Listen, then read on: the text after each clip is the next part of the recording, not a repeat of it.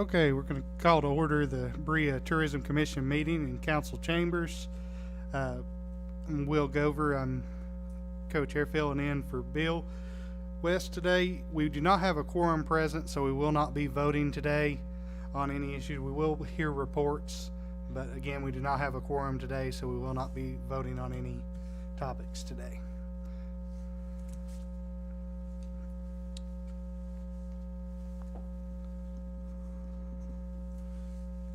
So first up on listener reports, we Interim Director Danny Giff will be giving a report. Thank you so much. Good to see you, commissioners. After 2 months off, it feels like it's been a really long time since we've been together and talked about things. On the bright side, we have lots of great things to talk about, lots of things that have happened through October and November. So just to get started, a little bit of visitor information for the Welcome Center. In October, we had 2,011 visitors and 157 calls. In November, we had 1,294 visitors and 105 calls. Now, those numbers are a little bit down from last year. I do like to just reiterate, though, that these are just the people who have walked through the Welcome Center doors and is not a reflection of how many people are actually coming into Berea. Some Welcome Center news. The first thing that I want to do is welcome our new administrative assistant, Deborah Morgan. We are so excited to add her to the team. She's been with us for a week and a half and has already been such a huge asset. She is an incredible organizer of chaos, and she just fit right in and got started, and we're just so thankful to have her. The model train in the Welcome Center, you'll see up on the screen, and actually, can we dim those lights? So this has been a project of our staff for a while. This is a project that Robert Elam has headed up and has done an incredible job with. But the model train in the Welcome Center now gets its own model train-sized advertisements. So he has basically taken all of the marketing that we do and put it in miniature scale, which actually makes great sense because we get a lot of people that come in and look at the train for a long time and try to pick out different things on the train for a long time. So now he actually swaps out the signs so people can see our advertisements and our events in the miniature town as well as in full size. So the one that you'll see there is for the Mayor's Merry Mingling. This about a week and a half ago. Yeah, wow, that's been a while. It's been a week and a half ago. So that's been kind of a cool thing that we've added to the Welcome Center. And all of our displays have been updated to Learn Shops themes, and those will change again, and they're actually in the process of changing today to be gift-giving themes to finish out the season. Starting in January, we had and I think I mentioned this last time, but we had a lot of memorabilia and artifacts from the LNN donated to us a couple months ago, and those will be going on display next. So, beautification. We'll start with Christmas decorating. We had an absolute blast with Christmas decorating this year. We added a lot more to areas that we hadn't really touched before and sort of reconfigured some of the things that we already had. That included new decorations added at Fee Park, City Hall, the bridge by Foley's Florist, the Berea Gallery and Event Center, and some new things in the Old Town Artisan Village. And I did want to take a minute to really thank Public Works. We could not do this without them. They decorate the large tree, they put up all of the lights around town, and really they're just there for anything that we need. And the fire department hung the City Hall wreath. I do want to call attention to the City Hall wreath though. This was a kind of a crazy project that we took on sort of last minute. We just looked at it and we're like, hey, can we do this? And I have to call out Emily because she handmade that bow, and that bow is larger than her.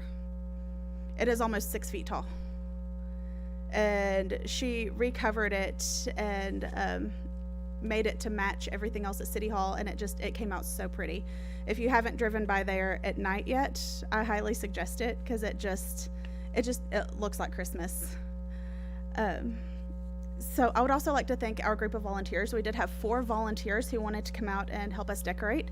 So for 2 days, they were out in the cold and sometimes rain with us putting up decorations, and we're just incredibly thankful for that as well. We're working with Jesse to complete small maintenance requests that included fixing the heat in the left side of the hotel building, and some updates to the men's restroom in the Welcome Center. So we cleaned, deep cleaned and dressed up the left side of the hotel and named it the Corner Exchange. As you all know, that building has been closed off since the florist left out of there about 1.5 years ago.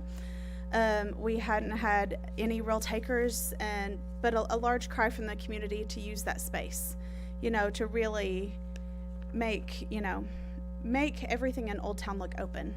So we decided to open that space up to pop-up shops and for the Learn Shops. We had hosted a couple Learn Shops in there, and the space just worked beautifully for that. So we thought we would give that a shot and just see what happens. So the Corner Exchange, it's meant to be a multi-use space. So pop-ups, Learn Shops, small events, and we're just giving it a shot. If it works out well, then that's awesome. And if not, then it's back to the drawing board and we'll try to rent it out again, or we'll try something else. That said, though, the Corner Exchange hosted its first pop-up, and there it is. Its first pop-up November 29th through December 1st with a shop called And So Would We. It was mostly sewing crafts and wood crafts, specializing in personalized wooden ornaments. They were open for 3 days, and they had an absolute blast, and they're already talking about coming back. So they really enjoyed having that space. We also, during the Make It, Take It, Give It, that space held 4 stained glass workshops and a clay ornament Learn Shop as well. Speaking of Learn Shops, the October Fall into Learn Shops brought in 62 participants from 24 cities and 12 states. That one was a completely new one for us, so we really didn't have a whole lot to compare it to. The closest thing that I could find would have been the spring Learn Shops, and we had about 40% more participants in the fall than we did in the spring. We just wrapped up the Make It, Take It, Give It Learn Shops with 81 participants across 3 days. They came from 18 cities and 4 states, and they came from as far away as Chicago, Rochester, and Portland, Oregon. We did have 25 less tickets from last year, but when I went through and looked at it, Make It, Take It, Give It ran for 2 weekends last year, and we just ran it for 1. And the reason we ran it for 1 was because of how late Thanksgiving was this year. That if we would have done another weekend, it would have been that Thanksgiving weekend, and we already had multiple events going on through town that weekend. Speaking of events, moving on to Shop Small Saturday, we partnered with Economic Development to decorate the town in blue. Major shout out to Donna Angel. She had signs made. Typically we get Shop Small collateral from American Express. They did not give out as much this year, and this year neither one of us was able to get it, so we just decided to create our own. So she had signs made for the small businesses, and then tourism purchased balloons. And that way we could really decorate the town, show off all of the Shop Small places that people could visit over the weekend. Now the other thing that we did, and I've actually given you all a copy of this, is our Shop Small Express train ticket. This was something that we gave out. We went to all of these businesses personally and asked them if they wanted to participate. We ended up with 29 businesses that wanted to participate. And basically what they had to do is go to at least 10 places on this ticket and get stickers. And then they could be entered for a drawing for a gift basket from tourism. Now the cool thing about this though is the fact that on this train ticket, there is no way for anybody to stay in one part of town and fill it up. They have to hop to different parts of town, which is what we were hoping for. We had a pretty good turnout for it. We had over 130 that participated altogether, with about 48 that completed the entire, that completed the 10, at least 10, and turned them in. And then we drew for that on Facebook Live on December 4th. So we've already got that gift basket out to its new owner, so congratulations to them.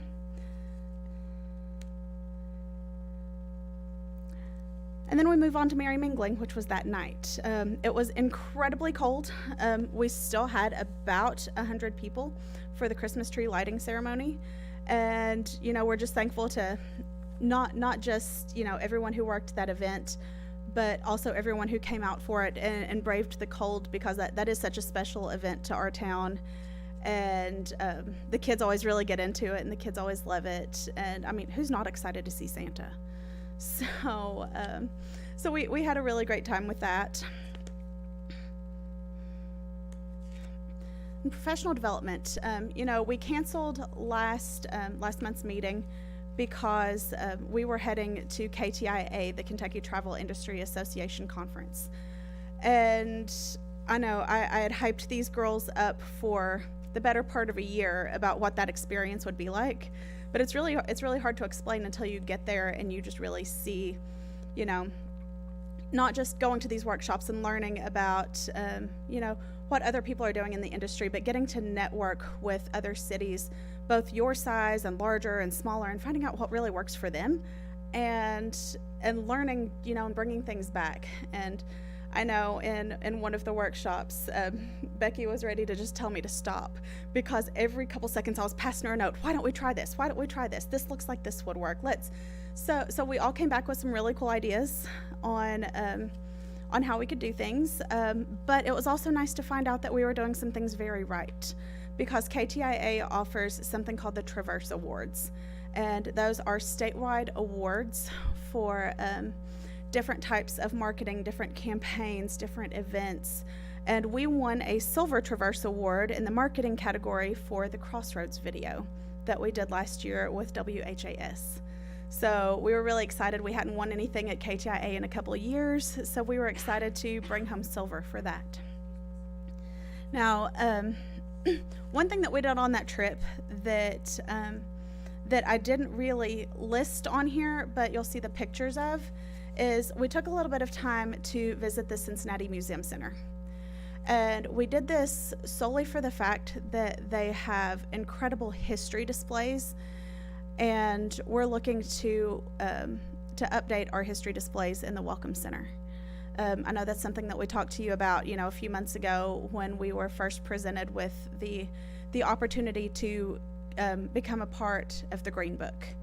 And so one of the things that we want to do is we want to take the assets that we have and use them to really tell the story, to, you know, share as much of Berea as we can in one space. And one place that is notorious for being able to tell a really great story is the Cincinnati History Museum. And since our meeting was in Covington, we just crossed the bridge and went about 5 minutes down the road and checked it out. And that was a really great experience for us to be able to see how other people are very effectively displaying their historical artifacts and using them to tell a story. So we're pretty excited about that. So some of our future plans, I don't have slides for these because, well, they're future. One of the ideas that we came up with that we're going to look at is actually theming our marketing campaign for 2025. And the theme we're looking at is Get Your Hands on Berea.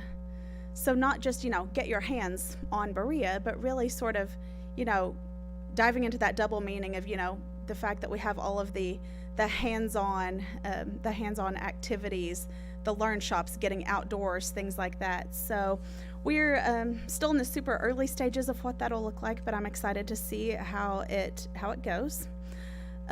We are going to continue booking pop-up shops and learn shops in the hotel building for now, and see if we keep interest in that and see how that works out. And one thing that we've talked about kind of all through the Christmas season, especially in decorating, is, man, we wish we had a space where we could work on this all year. And the fact is, we kind of do. In the very back of the hotel area, there's a kitchenette space, and then there's a little bit of a storage space that is largely unused. And we're looking at taking that space and putting in just a couple of our older plastic tables, and having a space where if our part-time staff does have a little bit of free time, doesn't matter if it's April or September, if we've got a project ready that they can work on for Christmas, so we can really amp up the decorations next year. We've gotten a lot of good compliments on them this year, but we want to wow everybody next year. Moving on, the Berea Craft Festival and L&N Day planning begins in January. I can't believe we're already back to it, but here we are. The Berea Craft Festival application will go out on January 6th for new artists this year. And then, like I mentioned, the Welcome Center History Room will be getting a makeover in the spring of 2025. That is not something that we anticipate will have much of a cost at all, other than a few small printing projects. A lot of it is just going to be reconfiguring and using what we have. The last thing, and this was something that I shared with you all in the work session in November, but just something to be aware of, is we do have the 2025 events and event participation broken down for like the next 4 pages. We're not going to go through all that right now, but it is color coded. One thing that you all have asked of us in the past is, letting you all know what we need. And I divided it between whether we need volunteers or a potential budget revision, so you'll be able to see sort of what we're looking at there. And of course, that's something that we'll talk more about in January when the budget amendments come up. But that is all I have for you all. Do you have any questions for me? The only thing I had there, Danny, just curious where we was at on like the toll building. Like I knew it got delayed just a little bit with some things, and We are still waiting on the furniture. So and that was more like February time frame? Yes, February is the last that I heard. But yeah, right now we're just waiting on the furniture. The building, to my knowledge, is pretty much done. It's just getting the things to put in it so we can open. Okay, thank you. We'll move on to the other report. Media Manager Becky Hurt.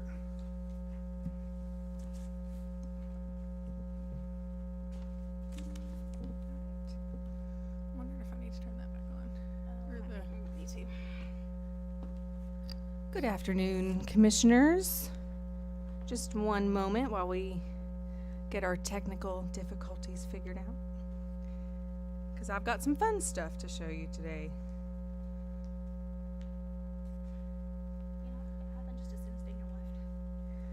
He just needs to be in the room for things to work, you know.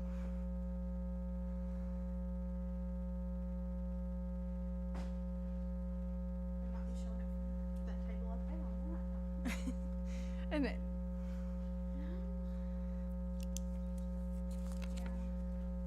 yeah, we can turn it off back on. I can start and we can. Thank you.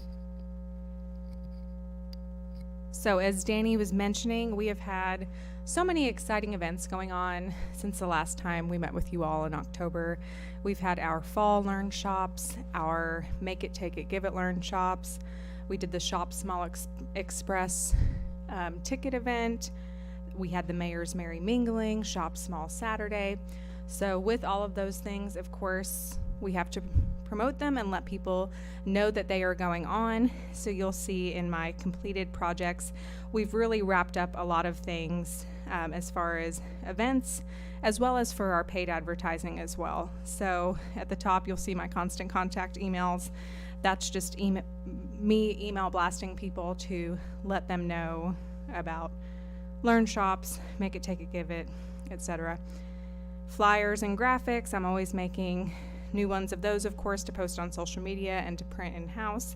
But we also printed large posters for Make It, Take It, Give It, and for the Mayor's Merry Mingling. And something fun that we've incorporated lately, our newest part-time staff member, Nina, is a very talented artist, and she has been making some drawings for me. So for the Mayor's Merry Mingling, we incorporated her drawing on that poster. So that, I feel, adds a unique artistic touch. And then also for my monthly newsletter, she has come up with a little tourism mascot that is a tour guide, and she makes this little tour guide themed for each season. So like for the December one, she had a little Santa hat on, but that has been a nice touch as well.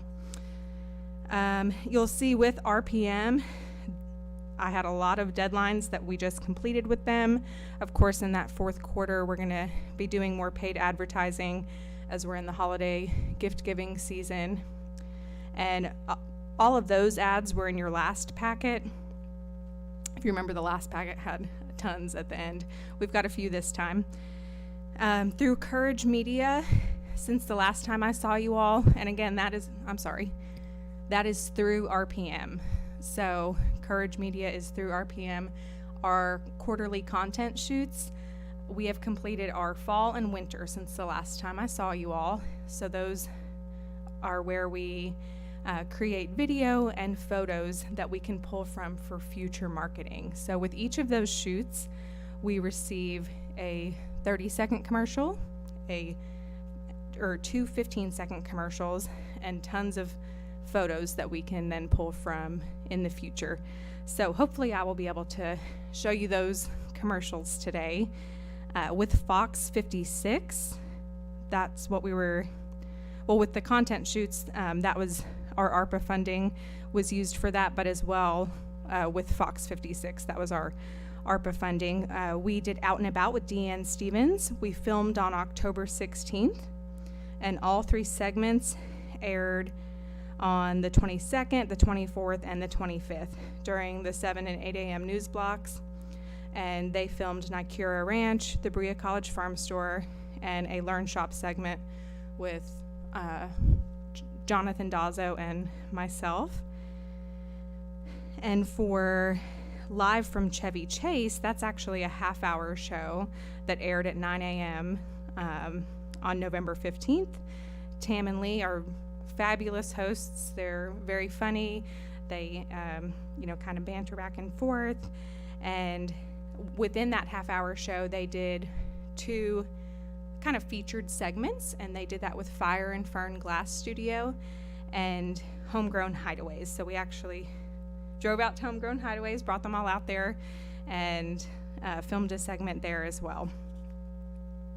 I was going to show you both of those today, but we do plan on sending you the links to all of these. I was just going to show you a small little portion of it today to give you a taste of it, but we will send you the links so that you guys can watch them. Is it a no-go? We can try it. Okay.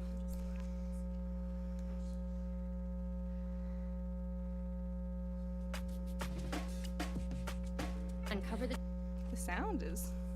Sound nice. Hello. I mean, or worst case, we can show them after the meeting, and they can watch all together. That is true. Okay. Alrighty.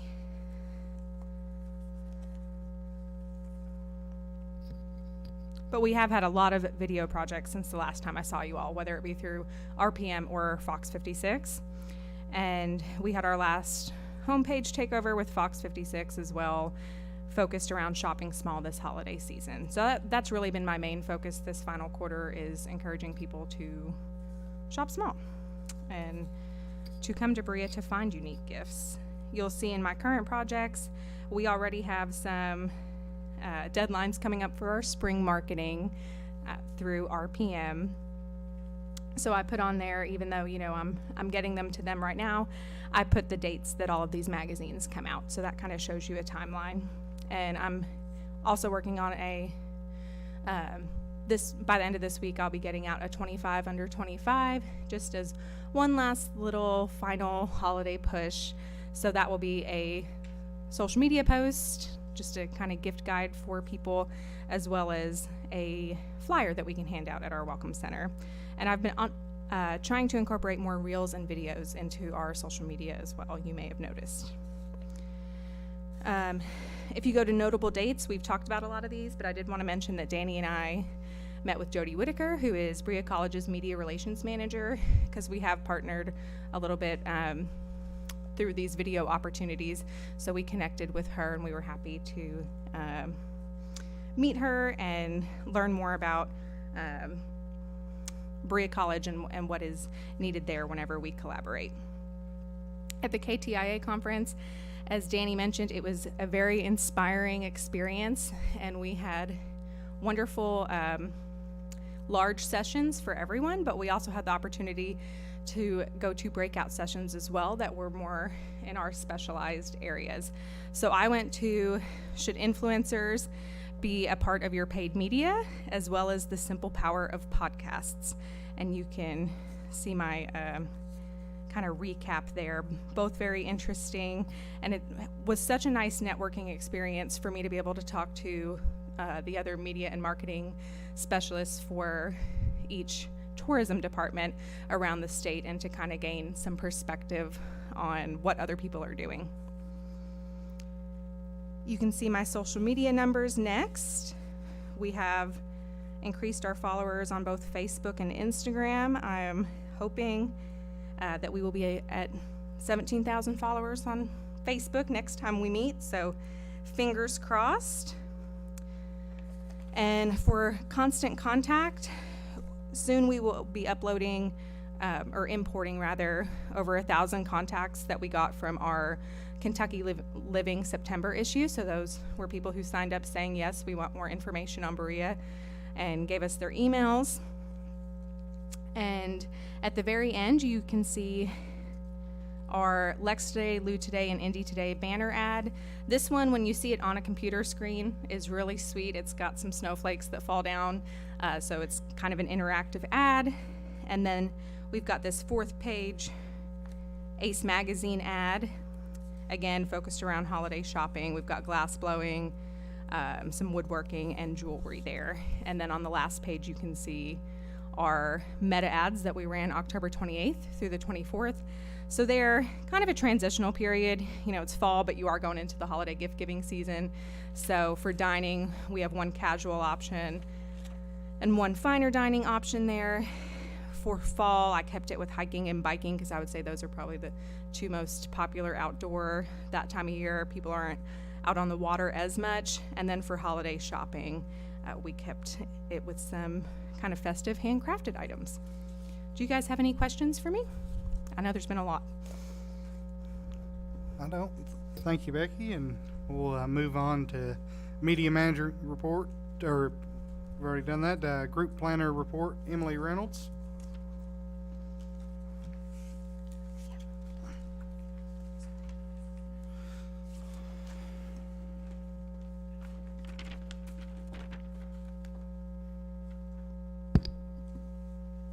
Good afternoon, commissioners. So I'll keep my report pretty short, as I really only have the motor coach tours to talk about that we've had since we've last seen you, and the ones that will be coming for the rest of December. In November, it was somewhat slow for motor coaches, especially after the hurricane. It took a lot of pathways out for the tour buses to come through. So during my downtime, I also helped out with projects that Danny or Becky had, so I don't want to talk about those things again as to not bore you. So you can see that we've had a few tours. Even with the hurricane happening in September, we still had tours come through. If you look down at the Colette tour, Colette is a tour bus company that comes through Berea often. And they typically, when they come to Berea, their tour is a Smoky Mountain tour. So they stop in Berea as a lunch spot and a place to stretch your legs and view art on their way down to the Smoky Mountains, then on to Asheville. They can no longer go to Asheville for a while, so they had to rework their itineraries, but Berea was important to them, so they still made sure to include Berea on their new itinerary, which is very cool if you ask me. They could have left us out as they were changing their itineraries, but they didn't because they care so much about this area. And then if you just go down one more to the SNS Travel Tour, I want to draw attention to that tour because you can see that they stayed for 3 days, so 2 nights, 3 days. which is very interesting. They used Berea as a hub and spoke type situation. So in the morning, they would go off to another town or area, and then in the afternoon, the second half of the day, they would come in and experience Berea, and then they also lodged in Berea. And then you can also see, because they were here for 3 days, they didn't just go to one area, they went to all areas of the town. So on their first day, you can see that they did come to Old Town for artist demonstrations. They had demonstrations by Tim Wade from the Cabin of Old Town, and the Lindsay Gallery, which is Bob Mattingly, the jeweler, and then Maddox Made, which is the photography studio down in Old Town. So Maddox Made, even though they are a photography studio, because she's also a retail space for artists, she brings in those artists that she represents, and they have now started to do demonstrations for us. So our demonstration artist list has grown, which is always very exciting to see that the town is growing so much that more and more artists want to be involved in what we have going on. So that's awesome. And then just below that, the sunrise tours. That was a day where it was so extremely cold, and they wanted artist demonstrations. So they did have that. However, as you know, in Old Town, to get from shop to shop, you do have to be outside and walk around a lot.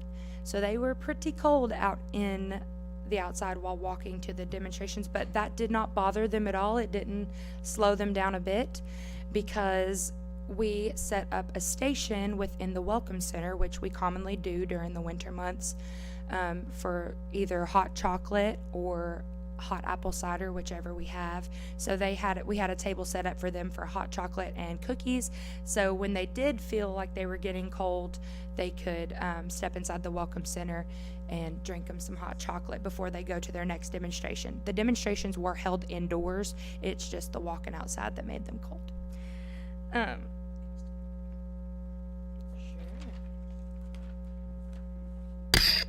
Sorry. Goodness gracious. Okay, and then you can see that we have a couple more tours coming at the end of December.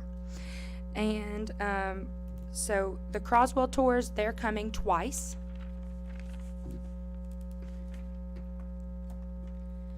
Which is cool because they are two separate groups. They're coming on the 16th and the 17th. They originally had the 16th scheduled, but the demand for that tour was so high that they added a second date just the day after, so they kind of have two tour buses traveling somewhat together because the demand for this area was that high. So that's really cool to think about. And then sunrise tours, you'll notice that we just had sunrise tours. That was the Freezing Day with Hot Chocolate group. So they're also coming a second time to Berea. Sunrise Tours is a tour group that has been coming to Berea every year, at least as far back as the records that I have access to say. So they also love Berea, and they always have a wonderful time.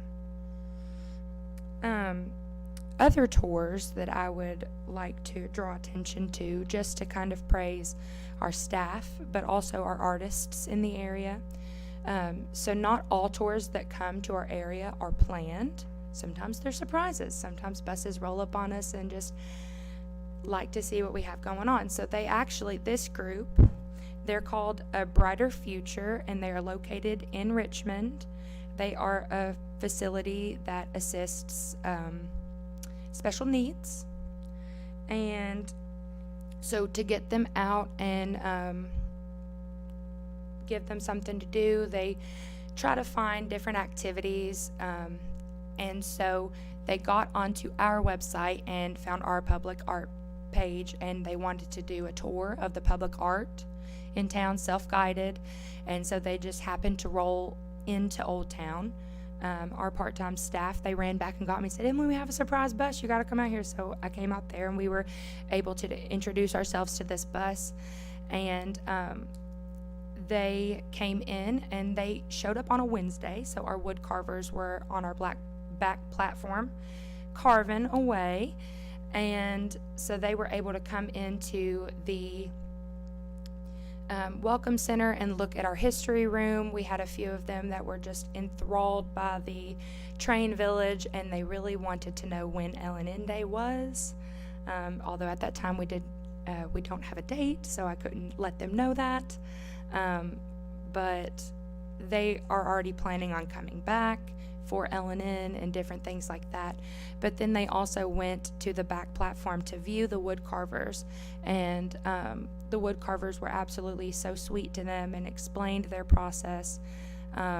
You know, they could have been like, well, we're here, it's a closed group, we're doing this for, you know, because we're a little group together, but they didn't. They always accept any visitor and really love when people are asking questions and learning about their craft as well.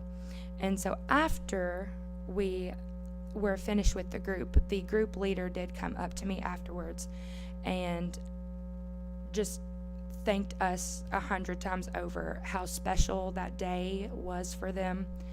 The fact that all of our staff was so kind to them, spoke to them, really wanted to get them involved, told them about areas in town, brought them out back to view the wood carvers, and then for the wood carvers to accept them with open arms. They were just beside themselves. They said, you know, that they don't get that hospitality everywhere they go.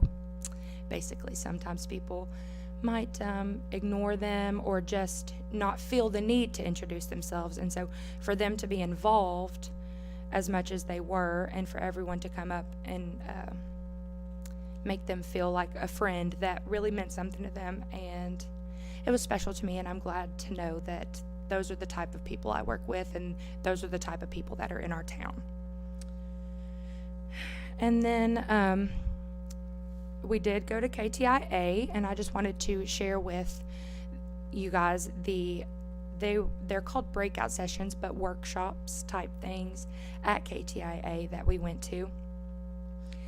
I went to 2 different classes. I can't exactly remember the titles of those workshops, but one was for destinations and hotels to kind of throw around ideas and discuss how those relationships can be maintained and or made better, because the relationship between a destination and hotels are extremely important. To know what the hotel offers and also what tourism or the destination can do and work together. So again, as Danny said, I have many ideas coming from that discussion that we had. The second class that we were able to attend, or I was able to attend there, was to discuss the importance of maintaining the relationship with your tour operators. It was specifically designed to keep that relationship with tour operators, because whether we realize it or not, a tour bus company that is coming through your area, sometimes they're coming back to the area just because they have a personal relationship with the tourism staff, because they know that that staff can be trusted with their tour group and make sure that their tour group has a great time. So again, came back with a lot of good ideas on how to strengthen those relationships as well.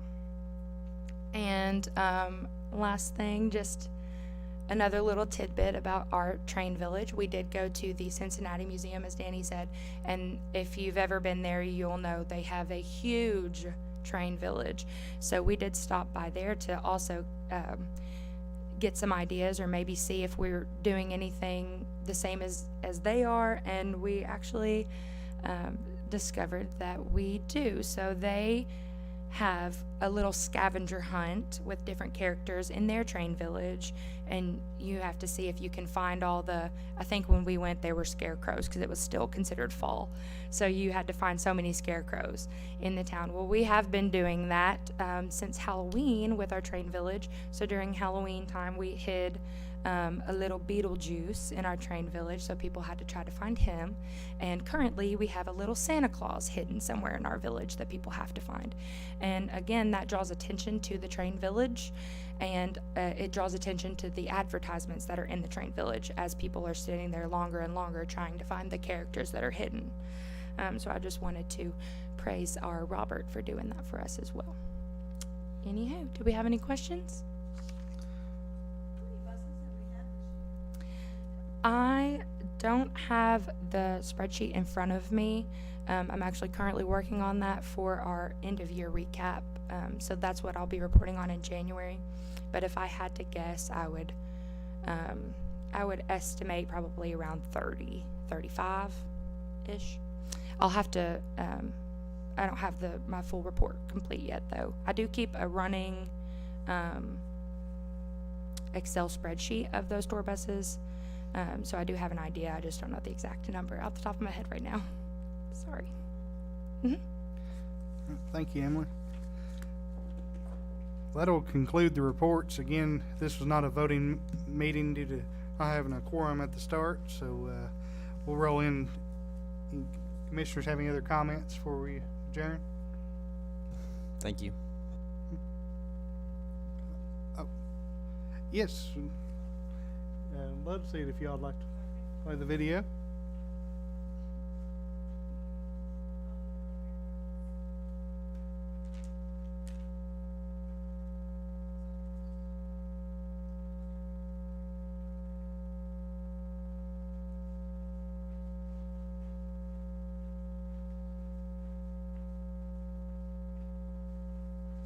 Okay, so this first one I'm showing you, this first one I'm showing you is our fall video from our content shoot with Courage Media.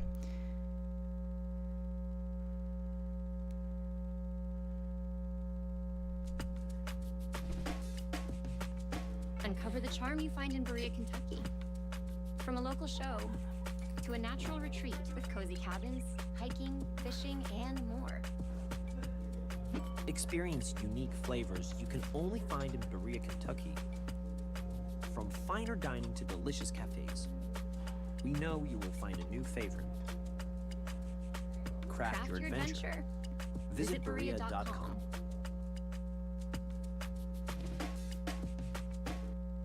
And these are the first drafts of these videos, by the way.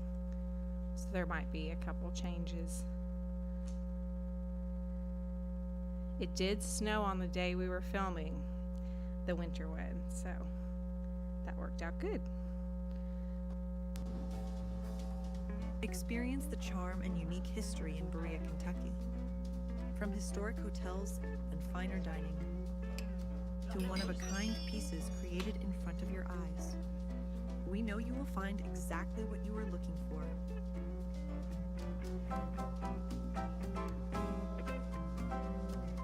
Craft your adventure. Visit Berea.com.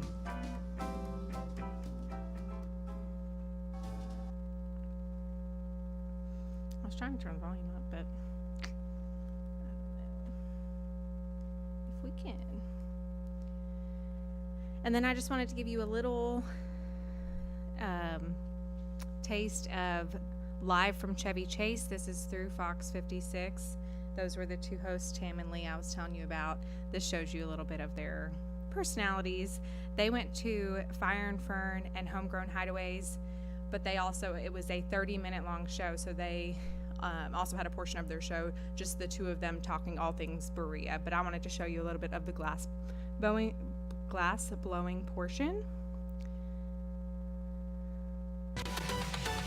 Well, here in Berea, you can craft any kind of experience. So today, we are doing glass blowing. Oh, I can't wait to watch you do it. Why aren't you doing it? We don't have enough workers' comp insurance for that. Are you kidding me?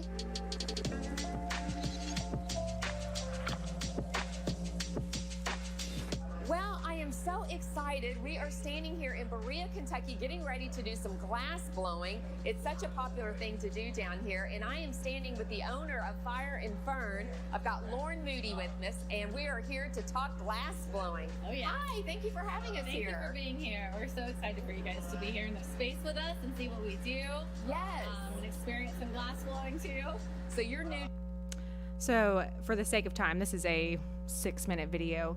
I just wanted to show you a small portion of it.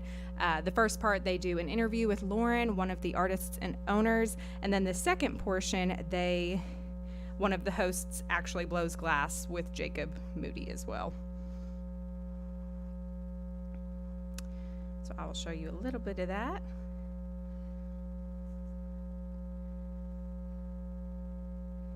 And we will send you the links so you guys can watch these to get the full effect. Blow harder. Pressurize your cheeks like a chipmunk. Yep. Blow a little harder. Blow as hard as you can for a second. All right, stop for a second. Hey, I think I see the problem. We're gonna. The problem is I don't have lungs that are that strong. Here's the problem right there. Oh, you got a kink in the hose. Yeah, we got a kink in the hose. Oh no! All that here, you help blowing me out for with that. nothing. All right, so we'll let the very front face get hot, and the back side will be cold. So when you suck in, Oh, and now I have to suck. that's right. Oh my gosh, Told you. that's beautiful. Yeah, you did a great job. Just bring this down and stop. So they made a bowl together, and you can see this is a very light, fun, playful segment, and I was really happy with how these turned out. We also did 3 segments with Out and About with Deanne Stevens for Fox 56. That was at Nicura Ranch. We did a portion with Learn Shops, as well as the Berea College Farm Store. Thank you, Danny. We got a lot of projects going on. I get them all mixed up. So I will show you a portion of this as well. And this is at Nicura Ranch, which is a horse farm that you can stay at. If you all aren't familiar, you should look it up. It's really cool. It's a very unique place to stay. So this barn is actually created for folks like me, animal lovers, because you can wake up, you can go down to the barn, and you can groom the animals. There's horses on site, right, that you can groom as well. Sorry, it's so quiet.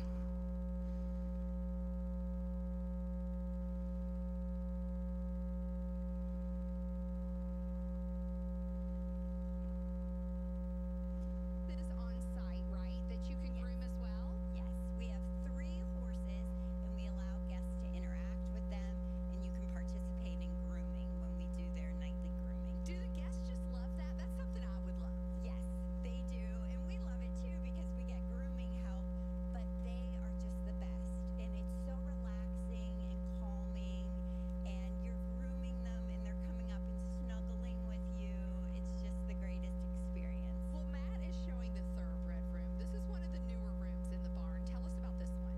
So we developed this room because our lavender suite has a window that looks into the barn, and that became so popular. So we decided to do these rooms upstairs, and they actually have windows that look down on the barn. You can see the horses as they come and go. You can see the goats, and the room sleeps 4.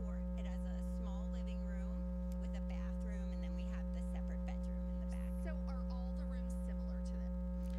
I know that one in particular is tough to hear, but again, it is a horse farm. Literally, you can walk out of your room that you're staying in and look down into the barn, and you'll see horses and goats, and the guests can participate in grooming and spending time with the animals and that kind of thing. So that's what they're talking about. Again, we will send you the links so that you all can see for yourselves. Do you guys have any questions about these videos for me? No, I think it was a very good showcase of Berea. It's good to was out there. Well, thank you.